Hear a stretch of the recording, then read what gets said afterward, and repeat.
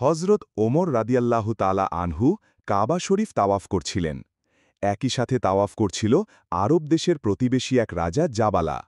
এমন সময় একজন গরিব কৃষক জাবালার এহরামের কাপড়ের উপরে ভুলবশত পাড়া দেয়। এতে জাবালার রাগান্বিত হয়ে সাথে সাথে সেই কৃষকের গালের উপরে একটা চর বসিয়ে দিল। এদিকে সেই কৃষক হজরত ওমরের কাছে যেয়ে জাবালার বিরুদ্ধে বিচার দিল। জাবালা ছিল হজরত ওমরের শক্তিশালী একজন মিত্র এবং খুব ভালো একজন বন্ধু।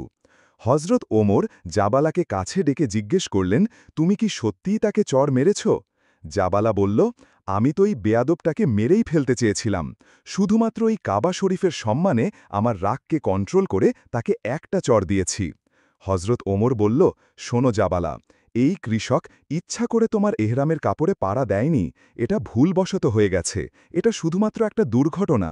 এখন এই কৃষক যদি তোমাকে ক্ষমা না করে, তাহলে ইসলামের বিধান অনুযায়ী এই কৃষকের হাতে তোমারও পাল্টা একটা চর খেতে হবে। জাবালা বলল, ওমর, তোমার কি মাথা ঠিক আছে?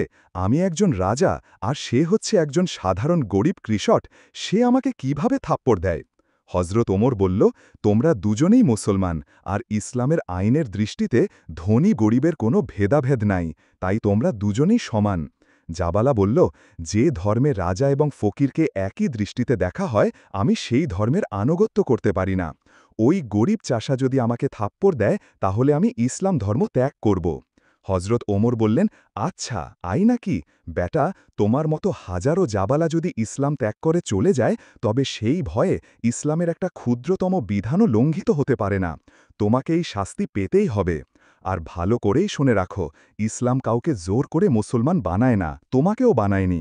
ইসলাম ত্যাগ করে মুরতাদ হবার শাস্তি হচ্ছে মৃত্যুদণ্ড। হজরত ওমরের কথা শুনে এদিকে জাবালার রাগ আর গোস্সায় ফেটে পড়ার উপক্রম হল। হজরত ওমরের নির্দেশে সেই কৃষক তৎক্ষণাৎ জাবালার মুখে একটি চড় দিয়ে প্রতিশোধ নিল।